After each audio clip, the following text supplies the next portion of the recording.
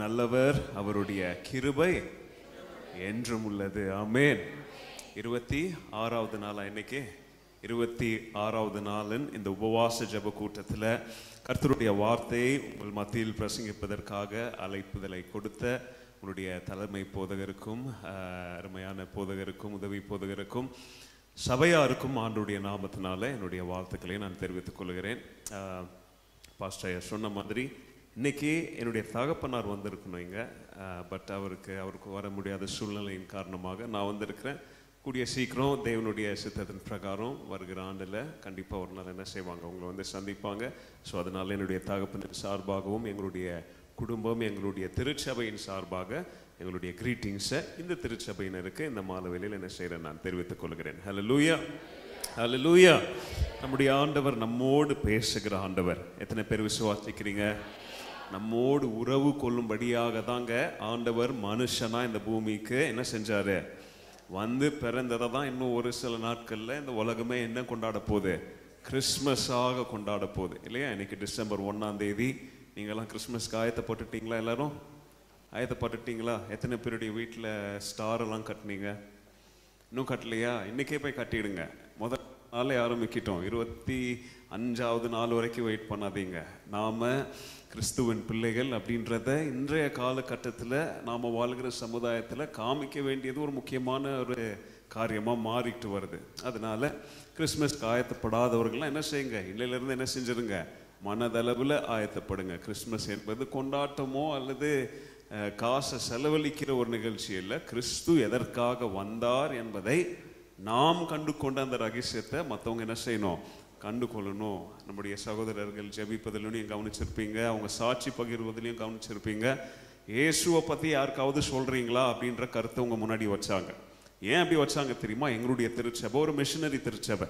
என்னுடைய தகப்பனாரை குறித்து பாஸ்டரையா சொல்லும் போது ஆரம்பத்தில் சொல்லியிருப்பாங்க. எத்தனை பேர் கவனிச்சிங்கன்னு தெரில. அந்தமான் தீவுகள் என்ன செஞ்சாங்களாம், அவங்க மிஷினரிகளா முதல் முறையாக அந்தமான் தீவுகளுக்கு மிஷினரி பணிக்கு என்ன செஞ்சாங்க, போய் அதன் பலனாக இன்னைக்கு அந்தமான்ல அநேக ஆதிவாசிங்க, காட்டில் வாழுகிற ஆதிவாசி ஜனங்கள்லாம் இன்னைக்கு என்ன செய்கிறாங்க, நாட்டில் வந்து நாகரிகம் கொண்டு என்ன செய்கிறாங்க, இன்னைக்கு உங்களையும் என்னையும் போல நல்ல துணி ட்ரெஸ் எல்லாம் போட்டு அவங்க பிள்ளைங்கள்லாம் இன்னைக்கு காலேஜ் ஸ்கூல் அப்படின்னு படிப்பு அப்படின்னு சொல்லி நல்லா முன்னேறிட்டு வராங்க. நல்லா கவனிங்க, ஆண்டவருடைய அன்பு சுவிசேஷம் ஒரு மனுஷனை தொட்டுச்சுன்னா அவனுடைய ஆத்மாவை மாத்திரம் இல்லை, அவனுடைய லைஃப் ஸ்டைலே அதை என்ன செஞ்சிடும், அதை மாற்றிடும். விசுவாசிக்கிறீங்களா?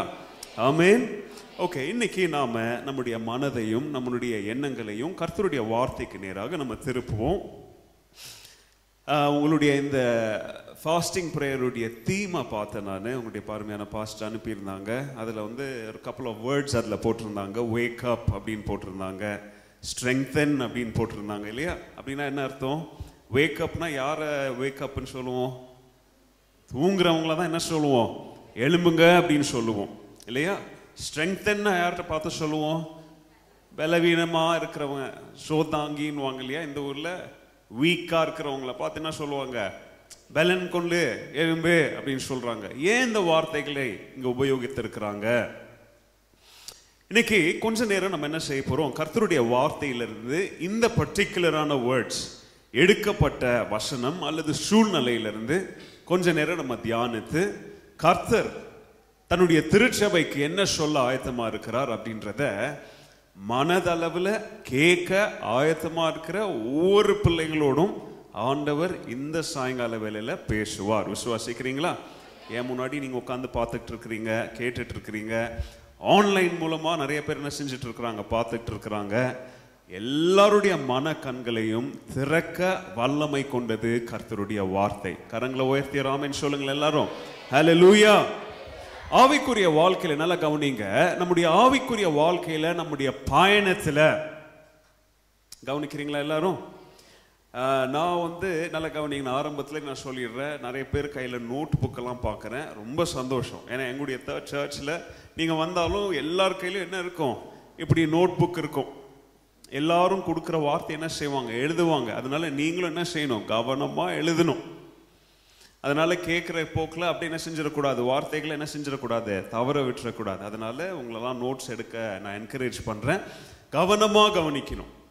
ஏன்னா பெரிய பிரசங்கம் within 1 hour 1 hourக்குள்ள நம்ம எவ்வளோ மேக்ஸிமம் நம்ம கவர் பண்ண ட்ரை பண்ணலாம் அப்படின்னு செய்யலாம், நம்ம ட்ரை பண்ணுவோம். பட் அதுக்காக நோட்ஸ் என்ன செய்யாதீங்க, எடுக்காம இருந்துடாதீங்க, எழுதுங்க. கர்த்தருடைய வார்த்தையை எழுதுங்க. சின்ன பசங்களாம் வெரி குட், ஒரு பையன்லாம் பேப்பர் வச்சு உட்காந்துருக்கிறான், நைஸ்.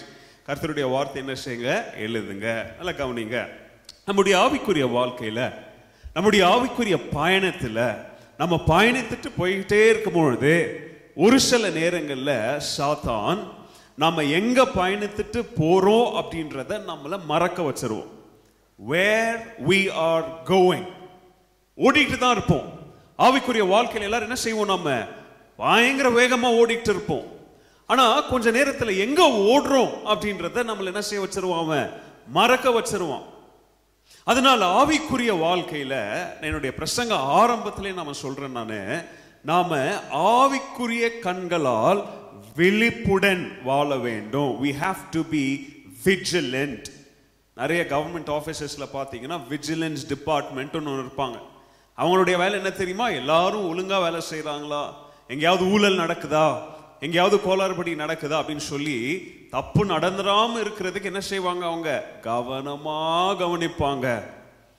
இந்த சாயங்கால வேளையில நம்மளுடைய ஆவிக்குரிய வாழ்க்கையில் நாமும் இப்படி கவனமுள்ளவர்களா, விஜிலண்டா, சொல்லுவாங்க கண்ணுல எண்ணெயை ஊத்திட்டு உட்கார்ந்து இருக்கிறான்னு சொல்லுவாங்க. அப்படி நம்முடைய ஆவிக்குரிய வாழ்க்கையை குறித்து நாம் கவனமுள்ளவர்களா இல்லைன்னா நாம எங்க பயணிக்கிறோம் அப்படின்றத சாத்தான் நம்மள என்ன செய்ய வச்சிருவான், மறக்க வச்சிருவான்.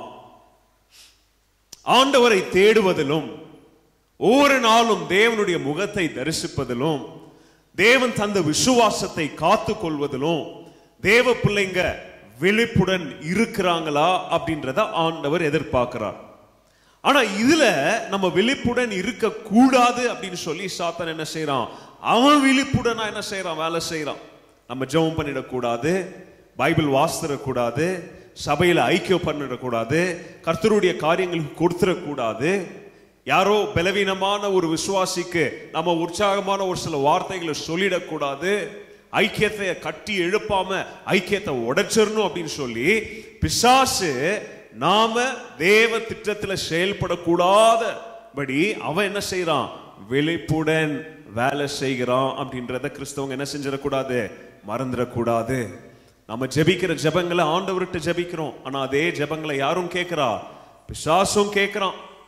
என்ன காரியத்திற்காக நம்ம ஜெபிக்கிறோமோ அந்த காரியத்துல கர்த்தருடைய பதிலை பெற்றுக்கொள்ளாம இருக்கும்படி பிசாசு நம்முடைய விசுவாசத்தை, நம்முடைய ஆவிக்குரிய பார்வையை அவன் மங்கலாக்க ஒவ்வொரு நாளும் ஒவ்வொரு நொடி என்ன செஞ்சுட்டு இருக்கிறான், எல்லா முயற்சிகளையும் எடுத்துக்கிட்டு இருக்கிறான். எல்லாம் கவனிங்க.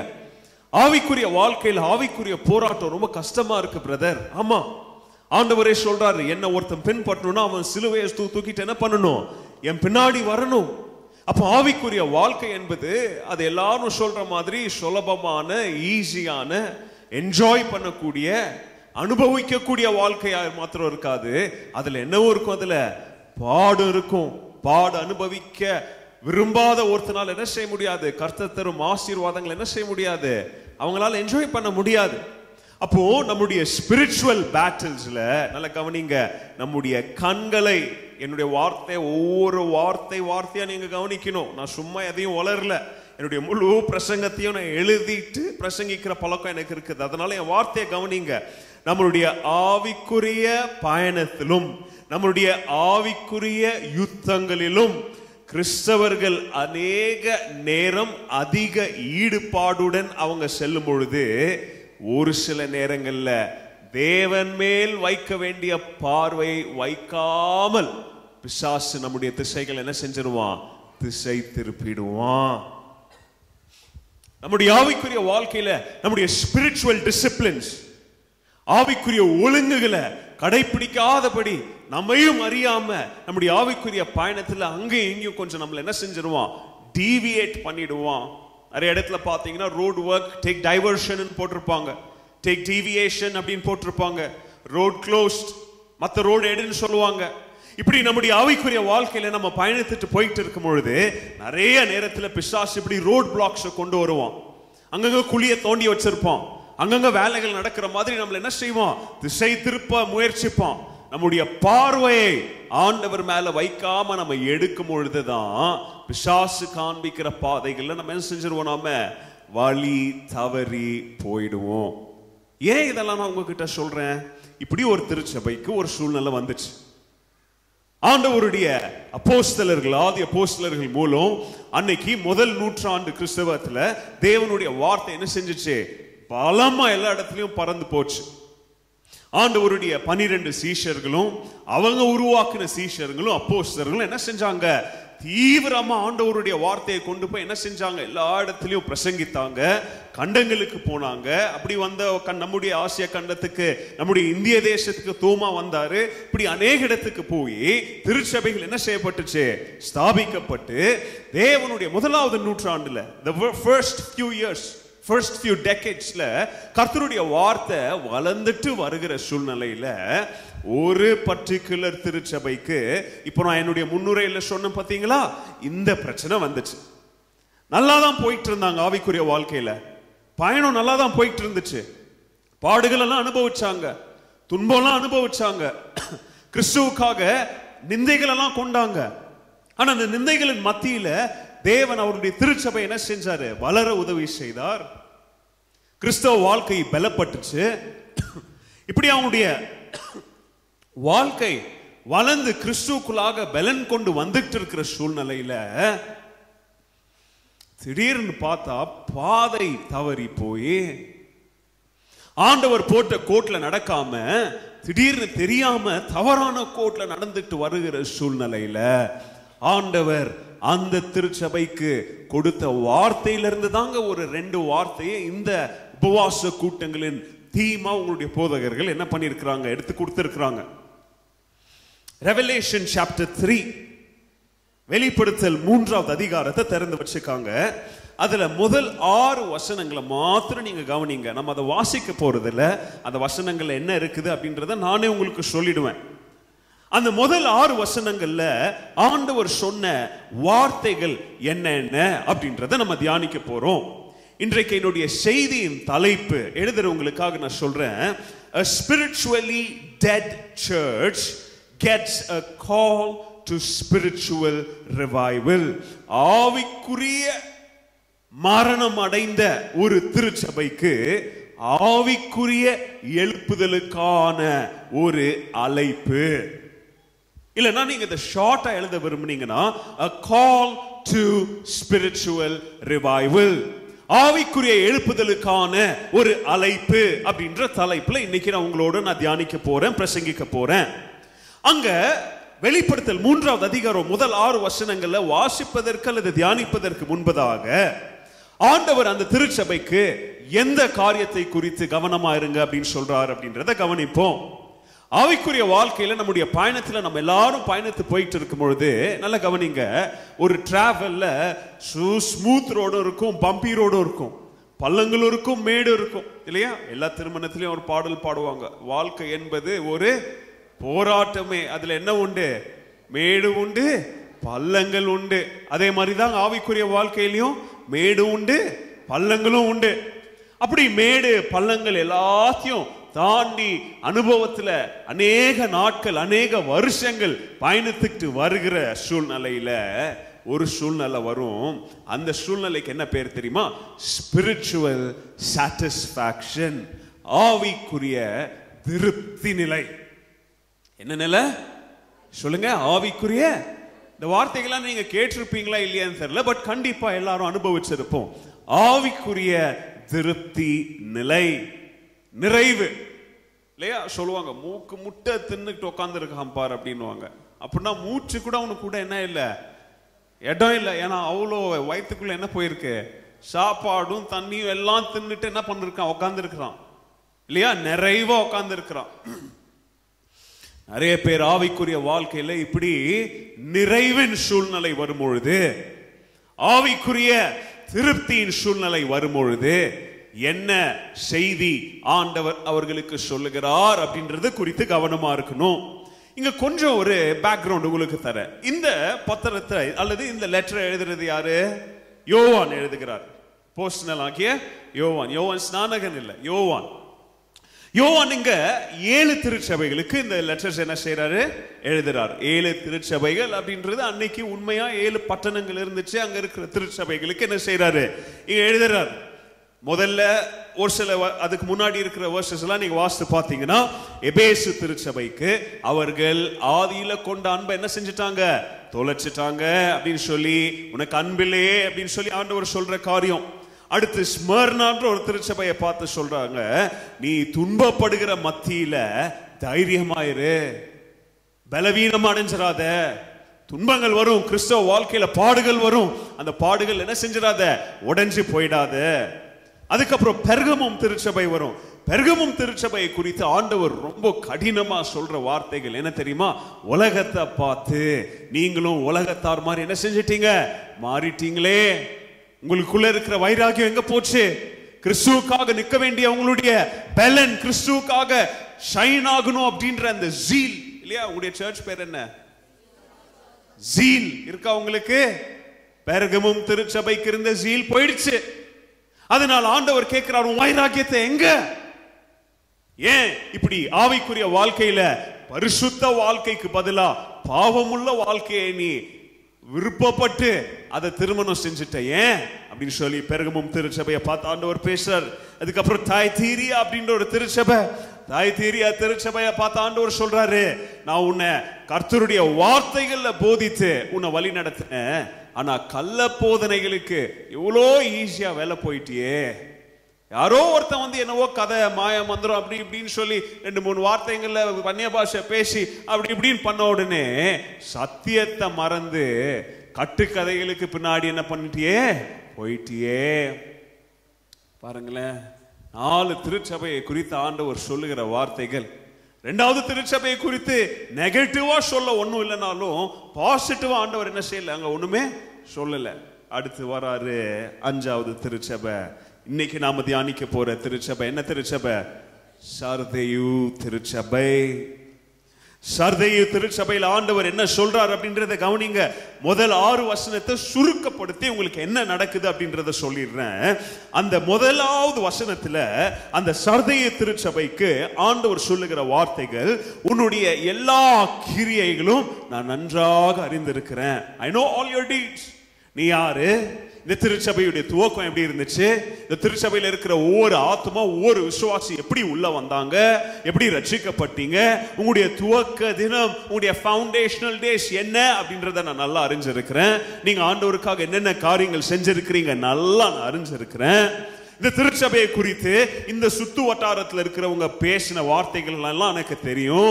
இந்த திருச்சபைக்கு இருக்கிற பேரு, புகழ், மதிப்பு, ரெputation எல்லாமே எனக்கு தெரியும். வெளியில இருந்து பார்க்கும்போது இந்த திருச்சபையை பார்த்து சொல்லுவாங்க எல்லாரும், ஆவியில உற்சாகமா இருக்கணும், யார மாதிரி இருக்கணும், சர்தேயு திருச்சபை மாதிரி இருக்கணும். உயிருள்ள திருச்சபைனா அது அடையாளம் இது, இந்த சர்தேயு திருச்சபை இல்லையா அப்படின்னு சொல்லி உங்களை குறிச்சு ஜனங்க, ஆட்கள், உலகம் சொன்ன எல்லா ரிப்போர்ட்டையும் நான் அறிஞ்சிருக்கிறேன். ஆனா உண்மை என்ன தெரியுமா, எல்லாரும் உங்களை உயிர் இல்லவன்னு சொல்றாங்க, ஆனா எனக்கு மாத்திரம் தான் தெரியும் நீ யாரு, செத்த பிணத்தை போல வாழ்றீங்க.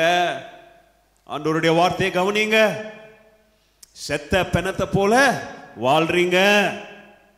அதனால 2வது வசனத்துல உங்களுடைய இந்த கான்ஃபரன்ஸ் அல்லது உங்களுடைய இந்த பிரேயர் ஃபாஸ்டிங் பிரேயருடைய வார்த்தைகள் இங்க இருந்தா வருது. wake up, ஆண்டவர் சொல்ற எழும்பு, செத்தவனை போல வாழ்ந்தது போதும், எழும்பு, பெலன்கோல், கொஞ்சம் உனக்குள்ள இன்னும் மிஞ்சி இருக்கிற ஜீவன் என்ன செஞ்சிடாத, விட்டுறாத, என்ன செய்ய, காப்பாத்திக்கோ.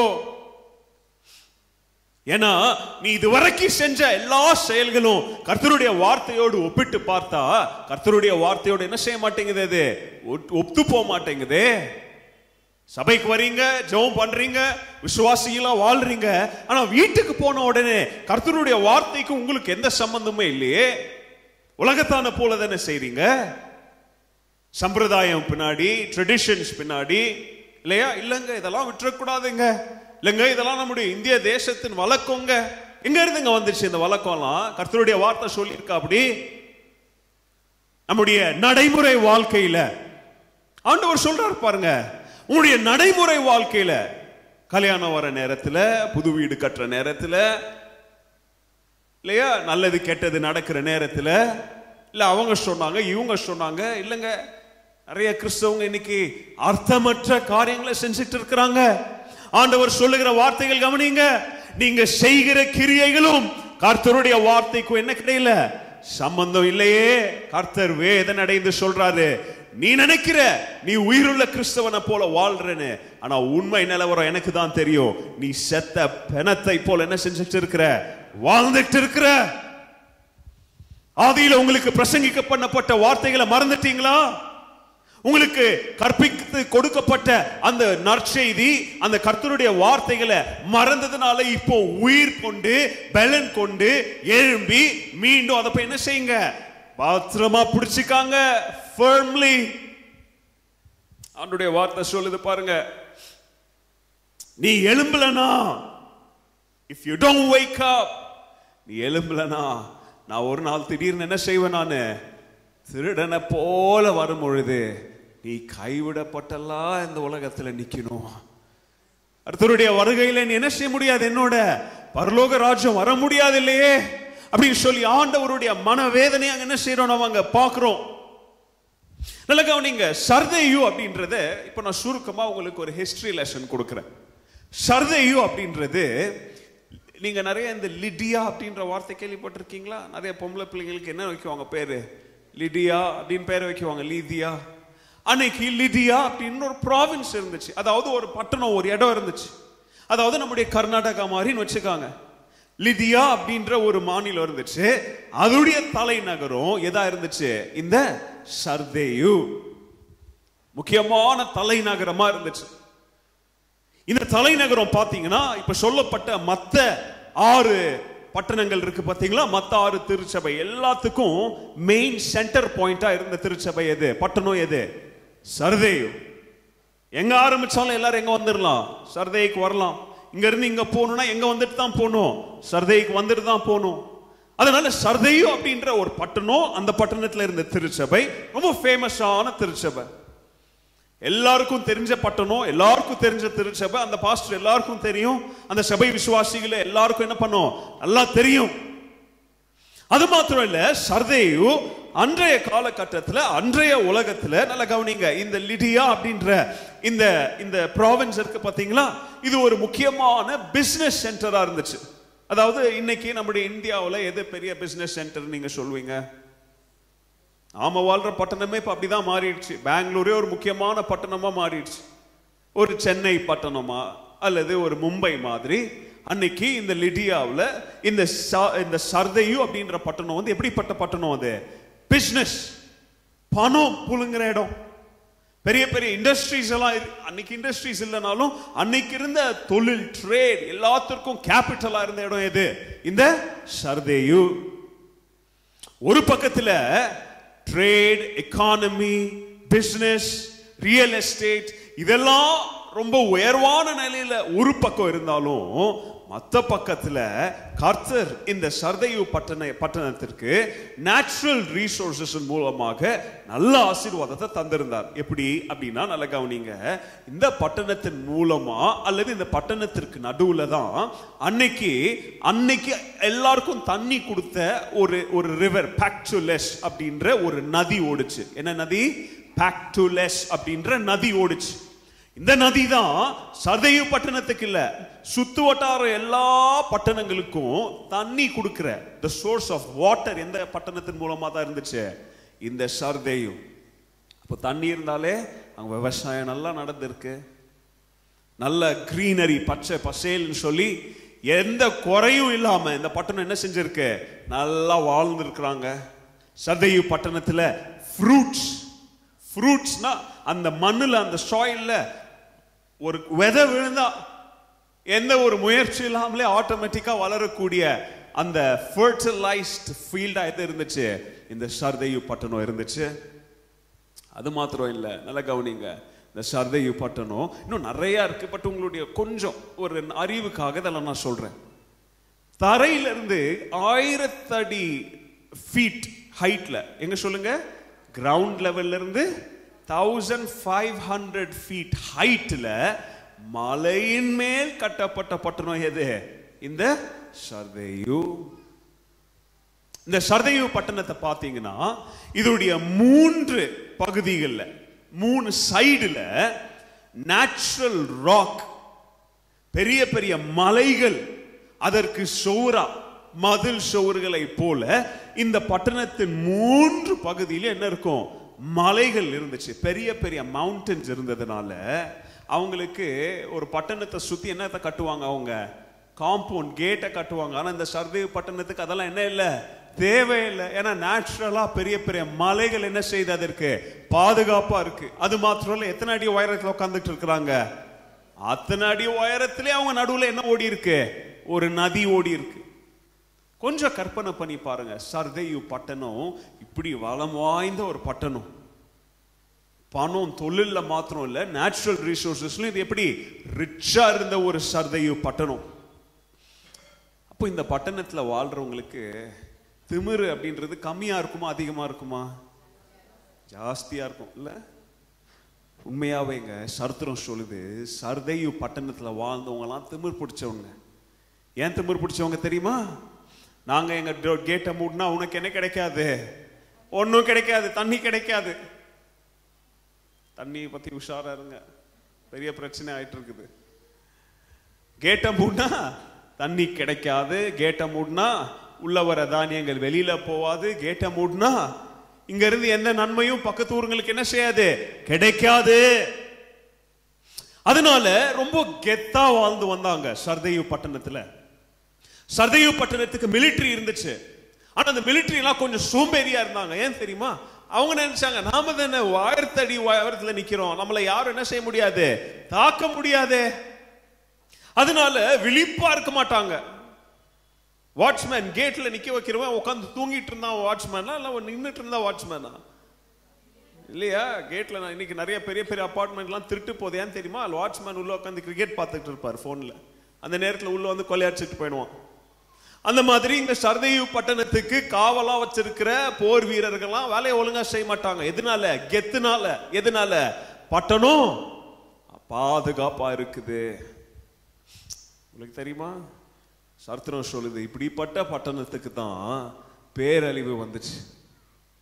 நீண்ட நாட்களா இந்த 1000 அடி உயரத்துல இருக்கிற இந்த மலைகளை கொஞ்சம் கொஞ்சம் கொஞ்சம் கொஞ்சம் கொஞ்சம் கொஞ்சமா ஏறி ஒரு தடவை பெர்சியர்கள் சர்தேயு பட்டணத்தை என்ன செஞ்சாங்க? கைப்பிடிச்சாங்க. 2வது முறை ரோமர்கள் பட்டணத்தை என்ன செஞ்சாங்க? கைப்பிடிச்சாங்க. அதுக்கப்புறம் சரித்திரத்துல சர்தேயு விழுந்தது தான் இன்னைக்கு வரைக்கும் சர்தே என்ன செய்யல, எலும்பல. நல்ல கவனிங்க, அந்த பட்டணத்தை குறிச்சு உங்களுக்கு நான் சொல்லிட்டு இருக்கிறேன். அவங்க சோம்பேறியா இருந்தாங்க. சர்தேயு பட்டணம் எப்படி இருந்தாங்க? சோம்பேறியா இருந்தாங்க. நமக்கு தான் ஒன்றும் தேவையில்லையே, எல்லாமே கர்த்தர் ஆசீர்வதிச்சிருக்கிறாரே. அவங்க மத்தியில ஒரு பேர் புகழ் இருந்துச்சு. சர்தேயு பட்டணத்தெல்லாம் என்ன செய்ய முடியாது, கைப்பிடிக்க முடியாதப்பா. சர்தேயுக்கு விரோதமாலாம் யுத்தம் பண்ண முயற்சி செஞ்சா நாம தான் என்ன செய்வோம், தோத்துருவோன்ற ஒரு ரெப்யூட்டேஷன் இருந்துச்சு அவங்களுக்கு. அதனால அவங்க கொஞ்சம் அசால்ட்டா என்ன பண்ணிட்டாங்க, சோம்பேறித்தனமா இருந்ததுனால ஒரு தடவை, எத்தனை தடவை, 2 தடவை எதிரிகளால் என்ன செஞ்சாங்க, தோற்கடிக்கப்பட்டு மேற்கொள்ளப்பட்டாங்க. கவனிங்க, இது பட்டணத்துடைய சூழ்நிலை. ஆனா இந்த பட்டணத்துல இருந்த திருச்சபையை குறித்து ஆண்டவர் சொல்லுகிற செய்தியும் கிட்டத்தட்ட ஒரே செய்தியை தான் ஆண்டவர் சொல்றார். நல்ல கவனிங்க. What happened to the city was also happening to the church. பட்டணத்துக்கு என்ன நடந்துட்டு இருந்துச்சோ, சர்தேயு பட்டணம் எந்த சூழ்நிலைக்குள்ளாக பயணித்துட்டு போயிட்டு இருந்துச்சோ அதே சூழ்நிலைக்குள்ளதான் திருச்சபையும் பயணித்துட்டு போயிட்டு இருக்குது அப்படின்ற செய்தியை கர்த்தர் இங்க சொல்ல விரும்புகிறார். நல்ல கவனிங்க. ஆவிக்குரிய பெருமை கொண்டு, ஆவிக்குரிய தன்னம்பிக்கை வீண் நம்பிக்கை என்ன செஞ்சிருச்சு அவங்களுக்கு, மாறின சூழ்நிலை குறித்து ஆண்டவர் இங்க சொல்றார். இன்னும் புரியுற வார்த்தையில சொல்லட்டா, நம்ம சொல்லுவோம், எவ்வளவு அகந்த பத்தி அவனுக்கு சொல்லுவோம். என்ன சொல்லுவோம்? அகந்தை. ஆண்டவர் சர்தேயு பட்டணத்தை குறித்து சொல்லும் பொழுது ஆவிக்குரிய அகந்தை கொண்டவர்களாக தேவனுக்கு முன்பதாக நிக்கிற பட்டணத்தை பார்த்து நாங்க ஆண்டவர் இந்த வார்த்தைகளை சொல்றார். எழுதுறவங்க எழுதிக்காங்க. ஆவிக்குரிய சோம்பல், ஆவிக்குரிய சோம்பேறித்தனம், பெருமை, ஆணவத்தை குறித்து தேவ பிள்ளைகள் கவனமாக இருக்க வேண்டும். We have to watch out, be careful about spiritual lethargy, அதாவது laziness அல்லது ஓவர் கான்ஃபிடன்ஸ். இதை குறித்து தேவ பிள்ளைங்க எப்படி இருக்கணும்? கவனம் உள்ளவர்களாக இருக்கணும். நல்ல கவனிங்க. சர்தை திருச்சபை குறித்து நம்ம பார்க்கிறோம். அவங்க ஆவிக்குரிய வாழ்க்கையில பலம் உள்ளவர்களாக இருந்தபடியால், பலம் உள்ளவர்கள் தான் இருந்தாங்க. வீண் நம்பிக்கை ஏன் தெரியுமா அதிக நம்பிக்கை மாறுச்சு? ஏன்னா அவங்க நல்ல அஸ்திபாரத்துல தான் கட்டப்பட்டாங்க, நல்ல விதத்துல தான் வளர்க்கப்பட்டாங்க, நல்ல விதத்துல தான் தேவ பிள்ளைகளாக என்ன செய்யப்பட்டாங்க? வழி நடத்தப்பட்டாங்க. ஆனா கொஞ்சம் வாழ்க்கையின் பாதையில கவனத்தை அங்க இங்கும் திசை திருப்பின அவங்க விட்டதுனால தேவன் மேல் வைத்திருந்த பார்வை என்ன செஞ்சாங்க? அவங்க மனுஷர் மேல வைக்க துவங்கினதுனால அவங்களுடைய பார்வையும் அவங்களுடைய செவியும் கள்ள போதகர்களுக்கு பின்பதாக போக என்ன செஞ்சுச்சு? தொடங்கிச்சு. அத அவங்களையும் அறியாம என்ன செஞ்சாங்க? பின்பற்ற தொடங்கினாங்க. அதனால ஆண்டவர் இங்க சொல்றாரு, நீ எதிரியின் போதனைகளுக்கு பின்பதாக போவது நிமித்தம். நீங்க 2 தடவை எதிரிகளால் என்ன செய்யப்பட்டுச்சு இந்த பட்டணம்? நான் சொன்னேன் மேற்கொள்ளப்பட்டுச்சு. அதுக்கப்புறமா டைபீரியஸ் அப்படின்ற ஒரு பெரிய அதிபதி அவன் அந்த பட்டணத்தை மீண்டும் கட்டி எழுப்ப என்ன செஞ்சான்? முயற்சித்தான். ஆனாலும் அந்த பட்டணத்தை அவனால் என்ன செய்ய முடியல? கட்டி எழுப்ப முடியல. ஆண்டவருடைய எச்சரிக்கையின் வார்த்தைகள் அன்னைக்கு சர்தையு பட்டணத்துக்கு முழுமையா புரியல, இன்னைக்கு நமக்கு நல்லா முழுமையா புரியுது. ஆண்டவர் ஒரு பாடத்தை காமிச்சு சொல்றாரு. சர்தையு பட்டணத்துக்கு நடந்த சம்பவத்தை கவனிச்சுக்காங்க. இப்போ நான் சொல்ற வார்த்தைகளுக்கு செவி கொடுங்க. சிட்டி ப்ராஸ்பரா தாங்க இருந்துச்சு, பட்டணத்துக்கு எந்த பிரச்சனையும் இல்லை, செழிப்பதான் இருந்துச்சு பட்டணம். ஆனா பட்டணம் ஒன்ஸ் கீழே விழுந்த உடனே மீண்டும் அதோடைய முன்னால் அந்த என்ன அந்த மகிமைக்கு அந்த பட்டணத்தால் மீண்டும் என்ன செய்ய முடியல? எழும்ப முடியல. It lost its appearance. அதோடைய கவர்ச்சி அந்த பட்டணம் என்ன செஞ்சிருச்சு? இழந்துருச்சு. அதோடைய பேர் புகழை இழந்துருச்சு. அந்த பட்டணத்துக்கு இருந்த கௌரவம் அந்த பட்டணத்தை விட்டு என்ன செஞ்சிருச்சு? போயிருச்சு. ஆண்டவருடைய எச்சரிப்பின் வார்த்தை கவனிங்க. தேவ பிள்ளைகளும் இந்த பட்டணத்தை போலவே என்ன செஞ்சுட்டு இருக்கிறாங்க? நடந்துட்டு இருக்கிறாங்க. ஆவிக்குரிய வாழ்க்கையில கவனமுள்ளவர்களா இருங்க. ஆண்டவர் சொல்ற வார்த்தைகள் கவனிங்க. வெளியரங்கமா நீ பார்க்க எப்படி இருக்கிற? உற்சாகம் உள்ளவனா? ஜெலஸா? ஆண்டவருக்காக வைராக்கியமா? இன்னும் சொல்ல போனா உயிருள்ள திருச்சபையா காணப்படுறீங்க. ஆனா உள்ளுக்குள்ள ஆத்மாவோ என்ன செஞ்சிருக்கு? செத்த நிலைமையில இருக்கு. கவனிங்க. ஜெபிக்கிறோம் நாம 26 நாட்கள் ஜெபித்து இருக்கிறீங்க. அநேக பேர் நிறைய காரியங்களுக்காக ஜெபித்திருப்பீங்க. தனிப்பட்ட வாழ்க்கைக்காக ஜெபித்திருப்பீங்க, உங்களுடைய பர்சனல் ரிவைவலுக்காக ஜெபித்திருப்பீங்க. ஆனா இந்த ராத்திரி வேளையில ஆண்டவர் உங்களையும் என்னையும் ஒரு ரியாலிட்டி செக் பண்ண சொல்றாரு. உண்மை நிலவரத்தை கவனிச்சு பார்க்க சொல்றாரு. ஜெபிப்பதெல்லாம் நல்லது, ஒண்ணு கூடி வர்றதெல்லாம் ரொம்ப நல்லதுதான். உபவாசம், அதுவும் ஜெபத்துல உபவாசித்து சரீரத்தை கட்டுப்படுத்திக்கிட்டு நம்ம ஜெபிப்பதெல்லாம் ரொம்ப நல்லதுதான். ஆனா ஆண்டவர் இன்னைக்கு நம்மள கண்களை திறந்து பார்க்க சொல்ற காரியம் உள்ளான மனிதன், உண்மையான நிலவரம். நம்முடைய உண்மையான மனுஷன் அப்படின்றவன் உள்ள இருக்கிறான். அவன் உயிருள்ளவனா இருக்கிறானா இல்ல செத்து போயிருக்கிறானா? சரீரம் உயிருள்ளதா இருக்கு. ஜெபம் பண்ண சொன்னா ஜெபம் பண்ணுது, பாட்டு பாட சொன்னா பாட்டு பாடுது, துதிக்க சொன்னா துதிக்குது, வீடு விசிட்டிங் போன்னு சொன்னா வீடு விசிட்டிங் போகுது இல்லையா? இப்போ கொஞ்ச நாள்ல கேரல் சிங்கிங் ஆரம்பிப்பீங்க. கேரல் சிங்கிங்லாம் சரீரம் ஓடி வரும். உள்ளான ஆத்மா தேவனுடைய பார்வையில உயிருள்ள ஒரு சரீரமா இருக்கா அல்லது செத்த பணமா இருக்கா? கவனிங்க. இங்க ஆண்டவர் சர்தையு திருச்சபைக்கு கொடுக்கிற வார்னிங் என்ன வார்னிங் தெரியுமா? இதெல்லாம் உன்னுடைய எச்சரிப்புக்காக நான் சொல்றேன். மனமுள்ளவன் காதுள்ளவன் கேட்டு என் பக்கம் மனம் திரும்ப ஆயத்தமா இருந்தா உன்னை நான் மன்னிக்க ஆயத்தமா இருக்கிறேன். கரங்களை ஒரு ஆமென் சொல்லுங்களேன். 2023 வருஷம் கடைசிக்கு வந்துட்டோங்க. நம்முடைய ஆவிக்குரிய வாழ்க்கையின் உண்மை நிலவரம் என்ன அப்படின்றத நம்முடைய பாஸ்டர் ஓரளவுக்கு தான் அவங்க சொல்ல முடியும். ஆனா அதை உண்மையா அறிஞ்சவங்க நீங்களும் நானும் தான். ஏன் ஆவிக்குரிய ஆத்மா எப்படி இருக்குன்னு சொல்லி எனக்கு தான் தெரியும். உங்களுடைய ஆவிக்குரிய மனுஷன் உள்ளான மனுஷன் எப்படி இருக்கான்னு யாருக்கு தான் தெரியும்? உங்களுக்கு தான் தெரியும். அப்போ ஆண்டவர் கொடுக்கிற இந்த எச்சரிப்பின் வார்த்தைகளின்படி இன்னைக்கு தேவனுடைய பார்வையில நம்ம உயிருள்ள சரீரமா இருக்கிறோமா அல்லது செத்த பெணமா இருக்கிறோமா? இங்க ஆண்டவர் சர்தை திருச்சபையை பார்த்து சொல்றாரு, you have become spiritually weak. ஆவிக்குரிய வாழ்க்கையில ஆவிக்குரிய ரீதியில எப்படி இருக்கிறீங்க? நீங்க பலவீனர்களா மாறிட்டீங்களே, ரொம்ப லேசியா மாறிட்டீங்களே.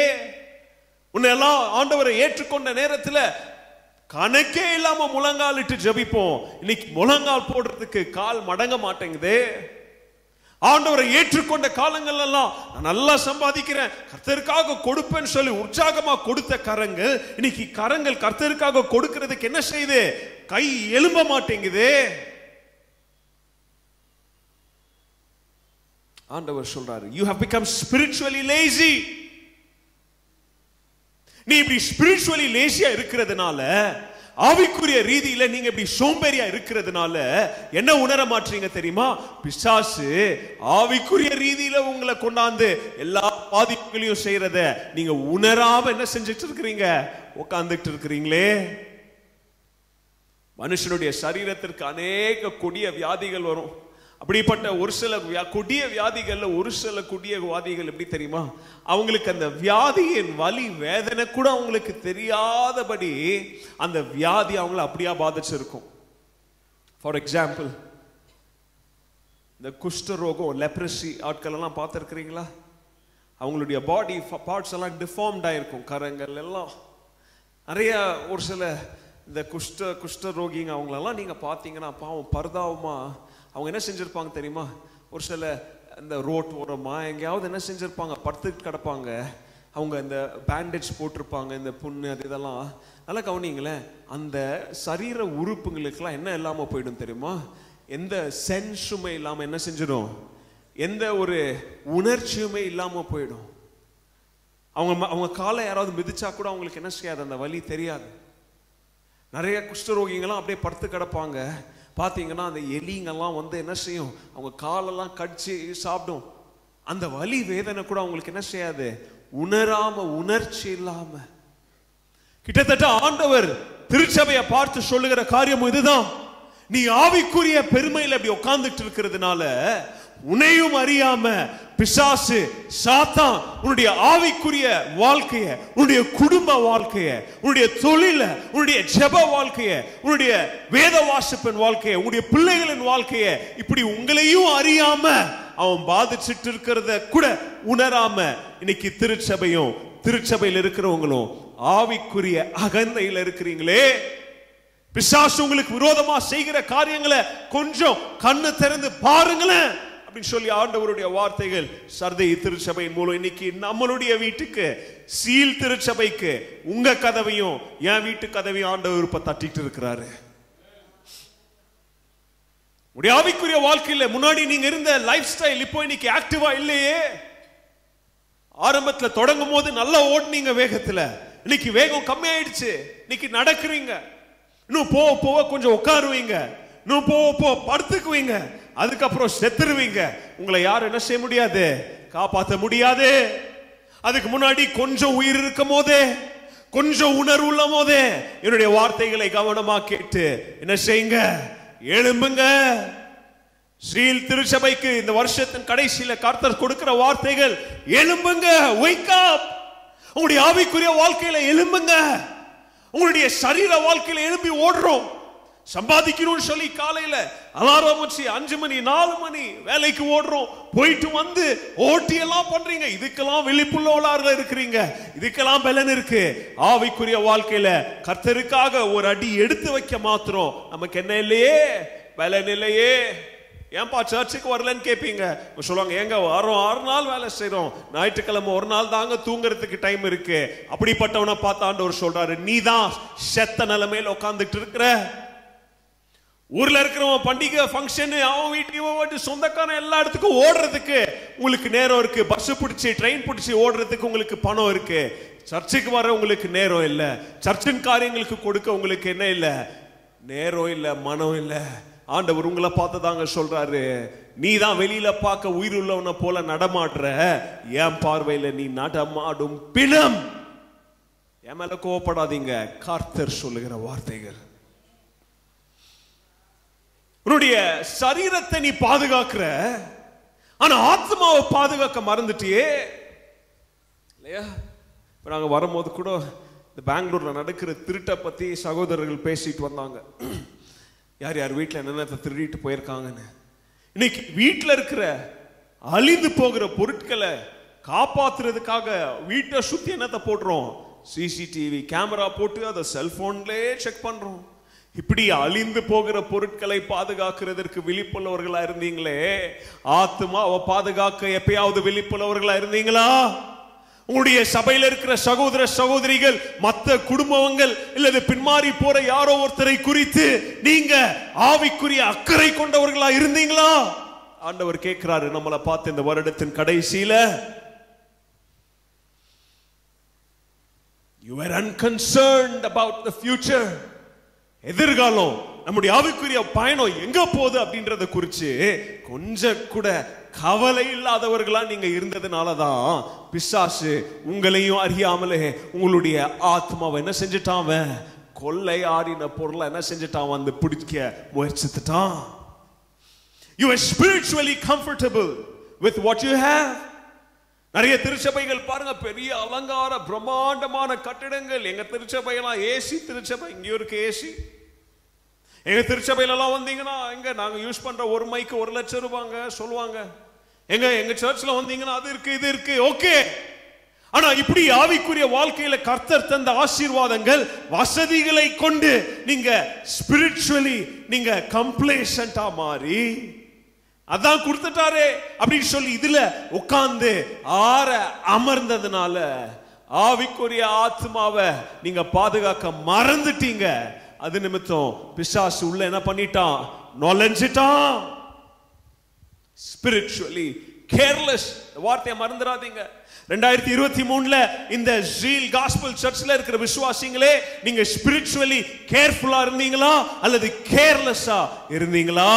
கர்த்தர் கேட்கிறார் கேள்வியை. பதில் ஆண்டவர்கிட்ட சொல்ல ஆயத்தமா இருக்கிறீங்களா? ஸ்பிரிச்சுவலி ஆண்டவரே நான் கேர்ஃபுல்லா இருந்தேன்னு சொன்னீங்கன்னா கர்த்தர் உங்களை ஆசீர்வதிக்கட்டும். இல்ல ஆண்டவரே நான் ஸ்பிரிச்சுவலி கேர்லெஸ்ஸா இருந்துட்டேன், ஆண்டவர் மனம் திரும்புக கொடுக்கிற நேரம் தாங்க இந்த ராத்திரி வேலை.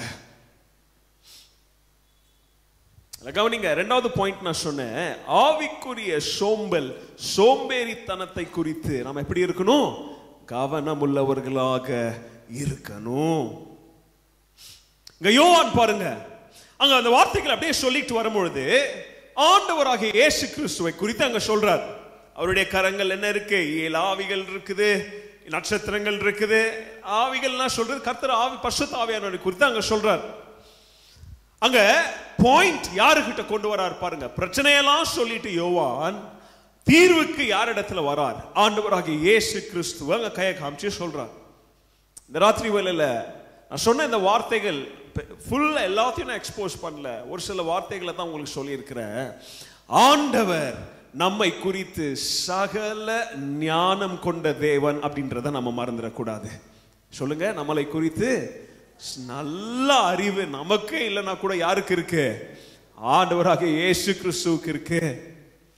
அதனால அவர் கையில இருக்கிற, அவரிடத்தில் இருக்கிற அந்த நன்மைகளை குறித்து இங்க யோவான் எழுதும் போது சொல்றாரு, இந்த ராத்திரி வேளையில இந்த திருச்சபைக்கு இந்த வார்த்தைகளை கொண்டு பேசுகிற இந்த நேரத்தில் ஆண்டவர் உங்களுடைய தனிப்பட்ட வாழ்க்கையையும் உங்களுடைய ஒட்டுமொத்த திருச்சபையின் அந்த அந்த நலத்தையும் அந்த சரீர நலத்தையும் யார் நல்லா அறிஞ்சிருக்கிறார்?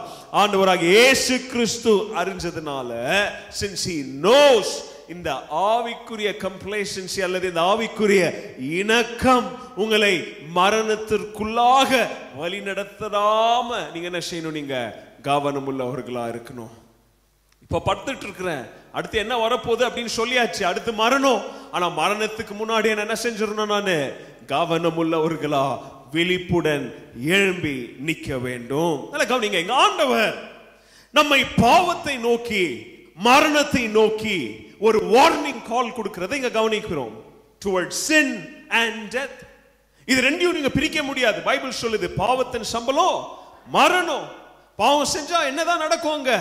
மரணம் கண்டிப்பா இருக்குவாங்க. அதனால இங்க இந்த சர்தை திருச்சபைக்கு ஆண்டவர் சொல்லும் போது செய்தியை சொல்றாரு, பாவத்தை குறித்தும் மரணத்தை குறித்து நீங்க கவனம் உள்ளவா இருந்தீங்கன்னா, நல்ல கவனிங்க இங்க சொல்ற வார்த்தைகள், since he knows your reputation. நீங்க யாரு? அந்த ரெப்யூட்டேஷன் அப்படின்ற ஒரு வார்த்தைக்கு கிரேக்க வார்த்தையின் பின்னாடி என்ன அர்த்தம் இருக்குன்னா, மற்றவங்க நான் யார் அப்படின்றத அவங்க நினைக்கணுமோ அதுக்கு ஏற்ற விதத்துல நான் நடந்துக்குவேன். என்ன சொல்லுங்க? மற்றவங்க நான் யார் அப்படின்னு சொல்லி அவங்க நினைக்கணுமோ அதுக்கு ஏற்ற மாதிரி நான் என்ன செஞ்சேன் நான் அப்படின்னா, இன்னும் புரியுற வார்த்தையில சொல்லிட்டா மாய்மாலம். என்னது? மாய்மாலம். நிறைய பேரை பாருங்களேன், ஒரு பொம்பளை போயிட்டே இருந்தா ரோட்ல, பைக்ல இருந்து 2 பேர் வந்து திடீர்னு கழுத்துல இருக்கிற பெரிய சங்கிலி என்ன பண்ணிட்டாங்க, அறுத்துட்டு ஓட்டாங்க. பக்கத்துல இருக்கிறவங்களாம் பதறி அடிச்சுட்டு ஐயோ ஐயோ ஐயோன்றாங்க. அவ பாட்டு கூலா போயிடும். ஏமா நம்ம கொஞ்சம் கூட பதட்டப்படாம அது போறான் போதுங்க, அது 50 ரூபாய் அவ்வளவுதான், இன்னொன்னு வாங்கிக்கிறேன் நான். என்னது? போனா போது. இன்னைக்கு ஜொலிக்கிற எல்லாமே என்ன கிடையாது, என்ன தெரியுமா? இதுதான் லைஃப் ஆஃப் என்னது ப்ரீடென்ஷன் வாங்க. ஒரு ஒரு ஒரு ஃபங்க்ஷனில் போனால் நான் போட்டிருக்கிறேன்னாக எல்லாரும் பார்க்கணும். அது என்ன 50 ரூபா இருக்கும், 40 ரூபா இருக்கும், அவ்வளோதான். போனால் போது இன்னொன்று வாங்கிக்கலாம். மற்றவன் என்னை பற்றி என்ன நினைக்கணும்? உயர்வா நினைக்கணும். இந்த எண்ணம் கொண்ட சர்தை திருச்சபையை குறித்து ஆண்டவர் சொல்றாரு, நீங்க எப்படி நடந்தீங்க? மற்றவங்க எல்லாம் உங்களை பார்த்து உயர்வான்னு பேசணும், உங்களை குறித்து உங்களுடைய தன்மைகளை உயர்வா சொல்லணும் அப்படின்னு சொல்லி நடந்தீங்க. ஆனா உங்களுடைய உண்மை நிலவரம் யாருக்கு தான் தெரியும்? உள்ள என்ன சூழ்நிலைன்னு சொல்லி எனக்கு தெரியும். ஆண்டவர் சொல்லுகிற காரியம், எல்லாரும் நினைச்சாங்க சர்தை திருச்சபையில் எல்லாமே நல்லா போயிட்டு இருக்கு, ஆனா ஒரு ஃபால்ஸ் செக்யூரிட்டி அவங்களுக்குள்ள இருந்ததுன்னு சொல்லி அவங்களுக்கு அறியல. ஒரு போலியான பாதுகாப்பு. அவங்க நினைச்சாங்க இல்லைங்க நான் ஜெபம் பண்ணிடுவேங்க, உபவாசம் இருந்து நான் என் பாவத்தை நான் மன்னிப்பு கேட்டு அறிக்கையிட்டு எப்படியாவது ஆண்டவரோட ஒப்புரவாயிடுவாங்க. இதெல்லாம் போலியான ஒரு பாதுகாப்பு. ஆண்டவர் சொல்றாரு, இதை குறித்து கவனமா இருங்க. அது மாத்திரம் இல்ல, யோவான் அவங்களை குறித்து சொல்லும் போது சொல்றாரு, நீ எழும்பு. எழும்பி ஏன் எழும்பணும் தெரியுமா? நீங்க உங்களுடைய கடந்த காலத்துல இன்னும் என்ன செஞ்சுட்டு இருக்கிறீங்க? உட்கார்ந்துட்டு இருக்கிறீங்க. உங்களுடைய கடந்த காலம் அப்படின்ற ஒரு நிழல் கீழே உட்கார்ந்துட்டு இருக்கீங்க. கடந்த காலம் முடிஞ்சிருச்சு அது. ஆனா அந்த கடந்த காலம் இங்க நிக்குது, அதனுடைய நிழல்ல இன்னும் என்ன செஞ்சுட்டு இருக்கிறீங்க? உட்கார்ந்துட்டு இருக்கிறீங்க. அதெல்லாம் ஒரு காலத்துல எப்படி இருந்தேன் தெரியுமா? நாங்கெல்லாம் ஒரு காலத்துல என்ன பண்ணோம் தெரியுமா? ஓகே பண்ணீங்க. இப்போ என்ன பண்றீங்க? ஆவிக்குரிய வாழ்க்கையில ஆண்டவர் எதிர்பார்க்கிறது அதுதான். ஒரு காலத்துல நான் இவ்வளவு நேரம் ஜெபம் பண்ணேன், இப்போ எவ்வளவு நேரம் சார் ஜெபம் பண்றீங்க? ஒரு காலத்துல நான் ஊழியத்துக்கு எவ்வளவு கொடுத்தேன், இப்போ எவ்வளவு கொடுக்குறீங்க? சொல்றார் ஆண்டவர். இப்படி பேசுறவங்க எல்லாம் யாரு? சர்தை சபை கொப்பானவர்கள். ஆண்டவர் சொல்றாரு, எழும்பு, விழித்திரு, wake up. உன்னுடைய கடந்த காலத்துல இன்னும் உட்கார்ந்துட்டு இருக்காத. நான் சின்ன பையனா இருக்கும் போது சபையிலே இருப்பேன், ஓகே ரொம்ப நல்லது. இப்போ ஞாயிற்றுக்கிழமை ஒரு நாள் தான், அதுவும் கஷ்டப்பட்டு வரேன். எழும்பு சொல்றார் ஆண்டவர். ஆரம்ப காலத்துல உபவாச ஜெப கூட்டமா வந்து விழுந்து கிடப்பாங்க சபையிலே. இப்போ உபவாச கூட்டத்துக்கு போன் பண்ணி யாரோ கூப்பிட வேண்டியதா இருக்குது. ஆண்டவர் சொல்றாரு, எழும்பு, wake up, wake up. ஆவிக்குரிய மன நிறைவு, ஆவிக்குரிய தன் நிறைவு என்னும் பாவத்துல சர்தையு திருச்சபை என்ன செஞ்சாங்க? வாழ்ந்து வந்தாங்க. ஆண்டவர் சொல்றாரு, பட்டணத்தை பாரு, பட்டணத்துக்கு நடந்த அதே நிலைமை ஆவிக்குரிய வாழ்க்கைக்கும் நடக்காதுன்னு என்ன கேரண்டி? சர்தையு பட்டணம் விழுந்தது. 2023 வரைக்கும் அது என்னதான்? விழுந்ததா தான் இருக்கு. ஒரு மனுஷன் தன்னுடைய ஆத்மாவை தொலைச்சா அவன் உலகத்தையே ஆதாயப்படுத்தி என்ன நஷ்டம்? வீண். ஆண்டவர் சொல்ற வார்த்தைகளை கவனிங்க. அங்க நீங்க ஆவிக்குரிய போராட்டம், ஆவிக்குரிய யுத்தத்துல தான் இருக்கிறீங்க. Okay, very good. ஆனா அந்த யுத்தம் எதை நோக்கி போயிட்டு இருக்குது அப்படின்றத குறித்து கவனமா இருங்க. பிஸியா இருக்கணும். இஸ்ரவேலரும் பிஸியா இருந்தாங்க. ஆனா அந்த பிஸினஸ்க்குள்ள அவங்களையும் அறியாம விக்கிரக ஆராதனை, கர்த்தருக்கு பிரியமில்லாத காரியம், கர்த்தருக்கு விரோதமா பேசின தூஷணம்ன்ற பாவம் அப்பப்போ என்ன செஞ்சுச்சு? உள்ளதாங்க வந்துச்சு. அவங்களும் பயணத்துல தான் இருந்தாங்க. எதை நோக்கி? கானானை நோக்கிய பயணத்துல தான் இருந்தாங்க. ஆனா அவ்வப்போது உள்ள என்ன வந்துச்சு? பாவம் வந்துச்சு. கடைசி காரியங்களை சொல்லி நம்ம ஜெபிப்போம். இல்ல கவனிங்க, யோவான் இதெல்லாம் சொல்லிட்டு வரும்பொழுது இப்போ ஆவிக்குரிய வாழ்க்கையில நாம எடுக்க வேண்டிய மருந்து எப்படிப்பட்ட மருந்தா இருக்கணும்? சில ஆண்டுகளுக்கு முன்னாடி கொரோனா வந்துச்சு. கொரோனா வந்தோன்னே எல்லாரும் என்ன போட சொன்னாங்க? எல்லாரும் தடுப்பூசி போட சொன்னாங்க. வேக்சின் போட்டுக்காங்க. ஜுரம் வருது, வாயில் என்னத்தை போடுறீங்க? ஒரு குரோசினையோ அல்லது டோலோவோ என்னத்தையும் என்ன செய்றீங்க? ஒரு மருந்தை போடுறீங்க. ஆண்டவர் இங்க சர்தைய திருச்சபை போல கவனிங்க.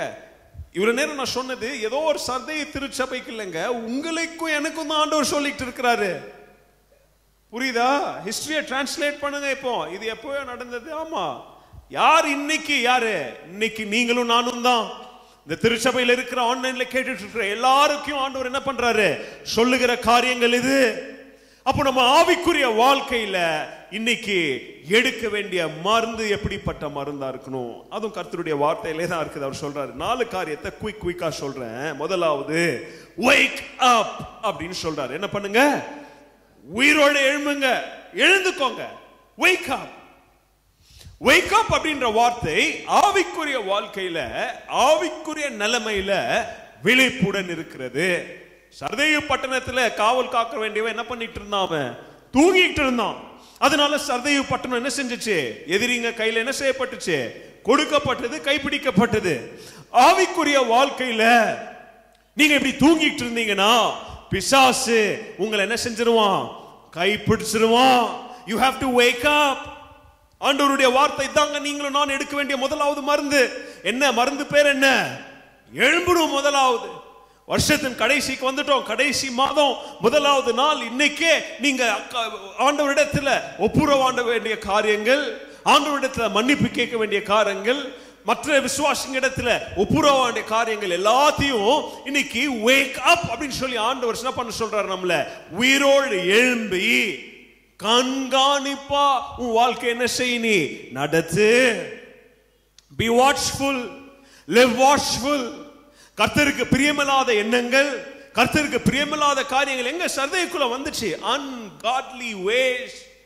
யோசித்து பாருங்களேன், முதல் செஞ்சுரியில இது வந்திருக்கு. யோசித்து பாருங்க, ஆண்டவர் திருச்சபைக்குள்ள godly, பரிசுத்தமானவை, தேவனுக்கு பிரியமானவை, தேவ பக்தி கொள்ளவை அப்படின்ற ஒரு காரியத்தை கொடுத்திருக்கிறாரு. இதை விட்டுட்டு டோருக்கு வெளியில பிசாசு கொடுக்கிற உலகத்தை இவங்க என்ன பண்ணிட்டாங்க? எங்க கொண்டாந்துட்டாங்க? சபைக்குள்ள கொண்டாந்துட்டாங்க. ஆண்டவர் சொல்றாரு, அதை நீ தூங்கிட்டு செய்யற, இதை நான் செய்யறேன்னு உனக்கு அறிவில்லாம என்ன பண்ணிட்டு இருக்கிற? செய்யற. முதலாவது எலும்பு. நீ முதலாவது எழுந்து ஆவிக்குரிய கண்களை திறந்து பாரு. உன் வாழ்க்கையில என்னென்ன பிரச்சனைகள், என்னென்ன கோளாறுபடி இருக்கு அப்படின்றத முதலாவது நீ என்ன செய்ய முடியும்? பார்க்க முடியும். wake up. ஆவிக்குரிய கண்களை மூடினீங்கன்னா, நல்லா கவனிங்க, ஆவிக்குரிய கண்களை மூடி ஆவிக்குரிய வாழ்க்கையை நடத்தினீங்கன்னா பயங்கரமான ஆபத்துல நான் போயிட்டு இருக்கிறீங்க. இல்லைங்க, நான் ஆவிக்குரிய வாழ்க்கையில தான் இருக்கிறேன். Very good. ஆவிக்குரிய கண்கள் கொஞ்ச நேரத்தில் பிசாசு என்ன பண்ணிடுவான்? கண்களை சோர்வடைய வச்சு தூங்க வைக்குவான். தூங்குற நேரத்தில் தான் ஊர்ல இருக்கிற எல்லா அக்கிரமமும் அநியாயமும் என்ன செய்யும்? நடக்கும். The lack of spiritual carelessness will be costly. வேணா இதை எழுதி வச்சுக்காங்க, உங்களுடைய ஸ்டேட்டஸ்லாம் இதை போடுங்க. The lack of spiritual carelessness will be costly. Costly என்ன தெரியுமா? பெரிய வேலை செலுத்தணும். கொஞ்ச நேரம் கண்ணை மூடி இருப்பீங்க, வாழ்க்கையை கொஞ்ச நேரம் ஓட்டும் போது லைட்டா கண்ணா அசந்திருப்பாங்க. ஒரு நொடி தான் ஏதாவது கல்லு மேல மோதி, வண்டி மோதி எல்லாரும் என்ன பண்ணியிருப்பாங்க? கொஞ்சம் ஒரு செகண்ட் தாங்க கண்ணை மூடி இருப்பீங்க. ஆவிக்குரிய வாழ்க்கையில கர்த்தர் சொல்லுகிற காரியம், கொஞ்சம் கண்ணை மூடாத, கொஞ்சம் அசந்து நீ கண்ண மூடுற நேரத்துல தான் பிசாசு வந்து உன் பிள்ளைங்களை என்ன செஞ்சிருவான்? வஞ்சித்துருவான்.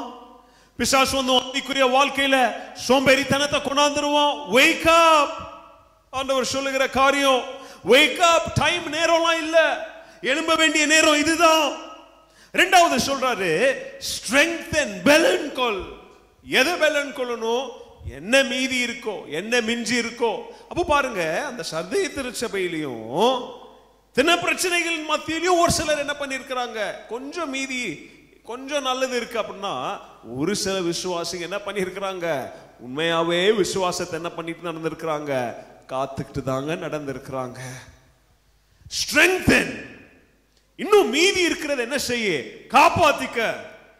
இன்னும் கொஞ்சம் கொஞ்சம் இருக்கிற உயிர், ஒட்டிட்டு இருக்கிற உயிரை என்ன செஞ்சிடாத, விட்டுறாதீங்க.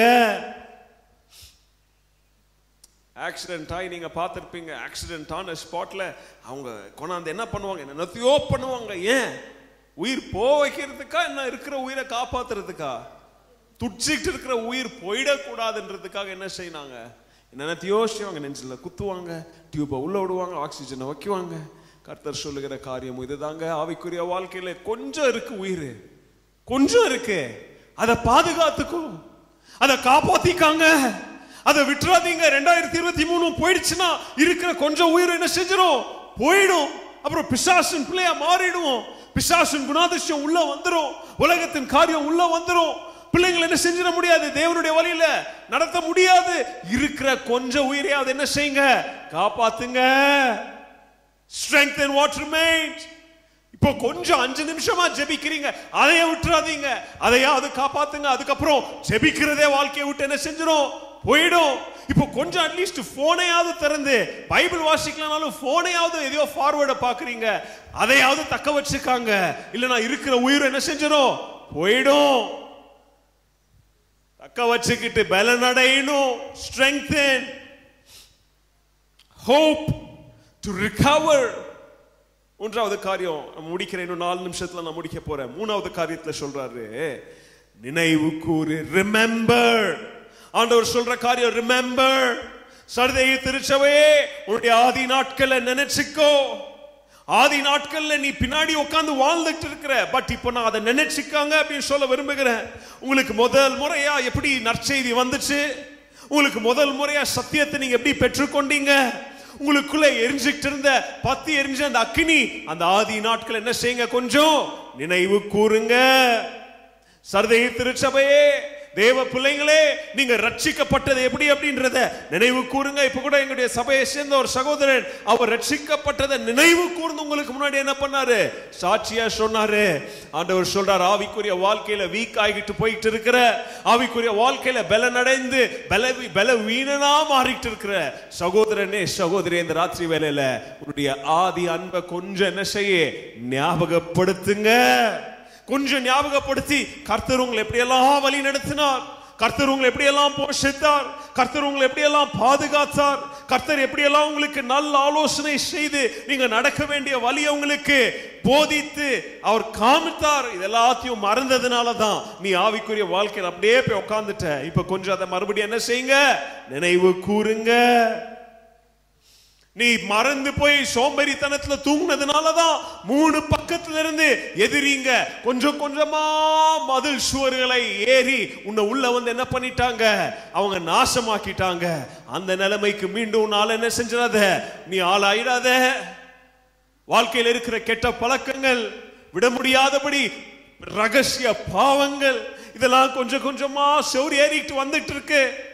அது முழுமையா உள்ள எகிரி உன் ஆத்மாவை நாசம் படுத்துறதுக்கு முன்னாடி என்ன செய்ய, விழித்து கொண்டு கர்த்தர் செய்த நன்மைகளை மறந்துடாம நினைவு கூறுங்க. கடைசி 4வது காரியத்தை சொல்றாரு, remember and repent and obey. அவர் சொல்ற வார்த்தைகள், கடைசி வார்த்தைகளை கவனிங்க, கீழ்ப்படிந்து மனம் திரும்புங்கள். கர்த்தருடைய வார்த்தை என்ன சொல்லுது, கீழ்ப்படிந்து மனம் திரும்புங்கள். நல்ல கவனிங்க, கீழ்ப்படிதல் வந்தாதாங்க. நல்ல கவனிங்க, முதலாவது கீழ்ப்படிதலே இல்லைன்னா நீங்க மனம் திரும்ப முடியாது. நான் மனம் திரும்பின பாவி, ஆனா இன்னும் கர்த்தருடைய வார்த்தைக்கு கீழ்ப்படிட மாட்டீங்களே. இல்லைங்க நாளா மனம் திரும்பின பாவிங்க, பழைய ஆள் இல்லைங்க, பழைய வாழ்க்கை இல்லைங்கன்னு சொல்றோம். ஆனா இன்னும் கர்த்தர் சொல்லுகிற காரியத்திற்கு நம்மளால கீழ்ப்படிஞ்சு நடக்க முடியலையே. சபையில பாஸ்டர் சொல்ற காரியங்கள், அநேக காரியங்களுக்கு நம்மளால கட்டுப்பட்டு நடக்க முடியலையே.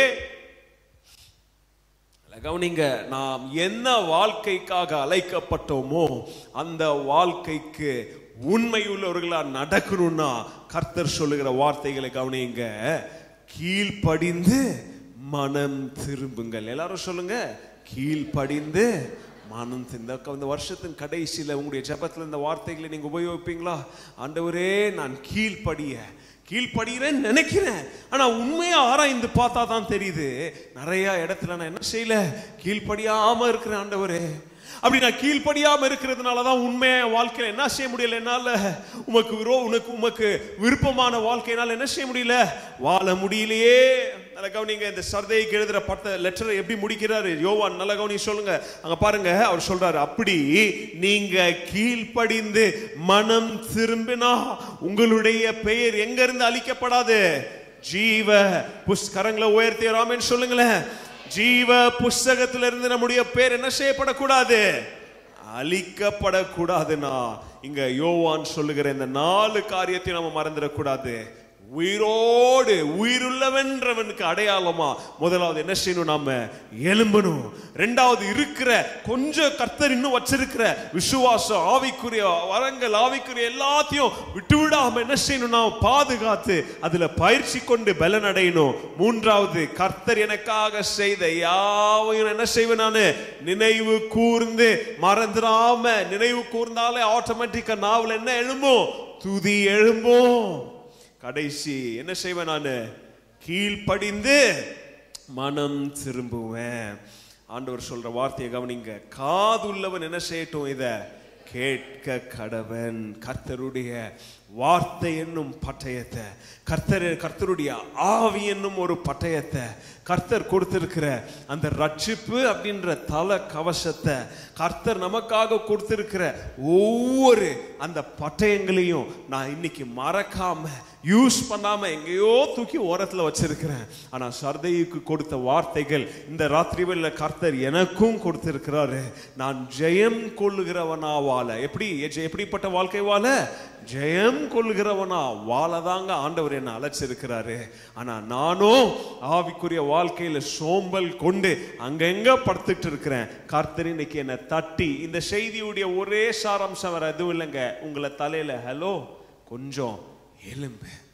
ஆண்டவருடைய வார்த்தை ரொம்ப எளிமையா வந்திருக்கு, கொஞ்சம் எலும்பு. நீ உயிர் உள்ளவன் நினைச்சிருக்கிற, ஆனா நீ உயிர் உள்ளவன் கிடையாது. என்ன பண்ணிட்டு இருக்கிற, செத்துக்கிட்டு இருக்கிற. அதனால என் வார்த்தையை அனுப்பி இருக்கிற கொஞ்சம் உயிரையும் நான் என்ன செய்யறேன், நானு இந்த ராத்திரி வேளையில காப்பாத்த முயற்சிக்கிறேன். நீ காப்பாத்திக்கிட்டு எழும்பி பலன் கொள் அப்படின்னு சொல்லி கர்த்தர் சொல்லுகிறார். கர்த்தருடைய வார்த்தைக்கு எல்லாரும் கரங்களை தட்டி நன்றி செலுத்துவோமா? இந்த ராத்திரி வேளையில கர்த்தர் நம்மோடு பேசியிருக்கிறார். எத்தனை பேரோடு பேசியிருக்கிறாரு? உங்களோடு பேசினாரா?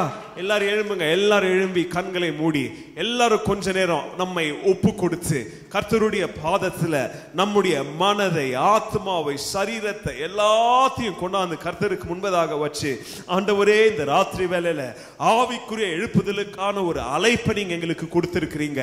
எல்லாரும் ஜெபிங்களா, வாயில